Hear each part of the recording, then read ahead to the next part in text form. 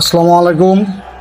সবাই এই ভিডিওটা দেখবেন আর হিন্দুদের দোকান থেকে সব কিছু কিনা ব্লক লিস্ট করে দিবেন। ইন্ডিয়ার থেকে মশলার প্যাকেট মশলা আসে নাকি গুঁড়া মশলা, এই গুঁড়া মশলার মধ্যে গোবর শুকনা গোবর গুঁড়া করে মেশিনের মধ্যে দিয়ে তারপরে তৈরি করা হয়। ইসলাম গ্রহণের পর থেকে আমি আজ পর্যন্ত কোনো অমুসলিমের দোকানের মিষ্টি আর দই খাই নাই। ওরা সবকিছু পবিত্র বানানোর জন্য কি ব্যবহার করে জানেন? গরুর প্রস্রাব। ওই মিষ্টির মধ্যে দইয়ের মধ্যে এটা না দিলে ওটা পবিত্র হয় না।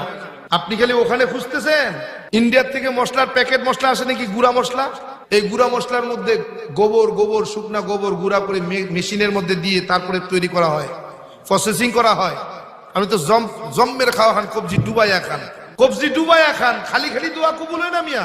দোয়া তো এই জন্যই কবুল হয় না, আপনি খাবার সময় তো সামনে যা পান তাই খান, একটু যাচাই বাছাই করেন না কি খাইতেছি। এত সহজ ব্যাপারটা।